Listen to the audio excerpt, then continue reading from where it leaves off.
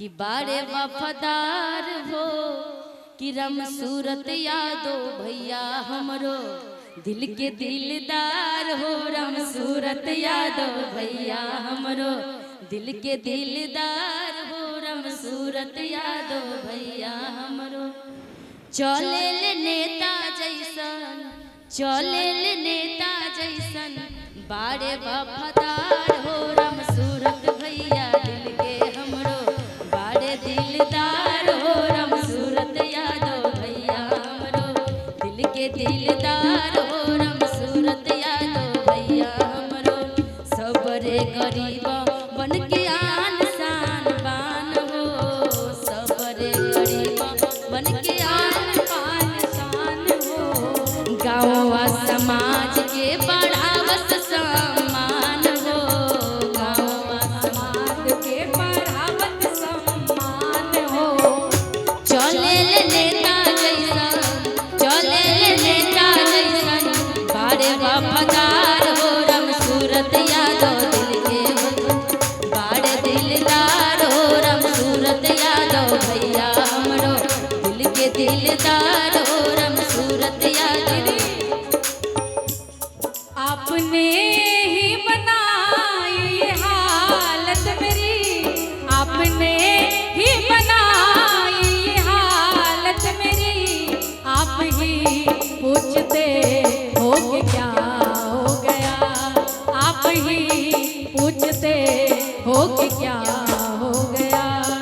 आपने ही बनाई ये हालत मेरी, आप ही पूछते हो कि क्या हो गया। आप ही पूछते हो कि क्या हो गया। रम सूरत यादो भैया हमरो दिल के दिलदार हो। रम सूरत यादो भैया हमरो दिल के दिलदार हो। रम सूरत यादव सबरे गरीबवन के करे सम्मान हो। सबरे गरीबन के करे ले सम्मान हो। सबरे गरीबवन के करे सम्मान हो। सबरे गरीबन के करे ले सम्मान हो।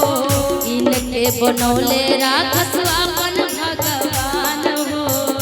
इनके बनौले राखस भगवान हो। चले ले नेता जैसन, चले ले नेता जैसन बारे दिलदार हो। रम सूरत यादव भैया हमरो दिल के दिलदार हो। रम सूरत यादव भैया दिल के दिलदार हो। रम सूरत यादव भैया दिल के दिलदार हो। रम सूरत यादव भैया दिल के दिलदार हो। रम सूरत यादव भैया दिल के दिलदार हो। रम सूरत यादव भैया दिल के दिलदार हो। कि चले ले नेता जैसन, कि चले ले नेता जैसन कि बारे वफादार हो। कि रम सूरत यादो भैया हमरो कि दिल के दिलदार हो। कि रम सूरत यादो भैया हमरो बहुत बहुत शुक्रिया।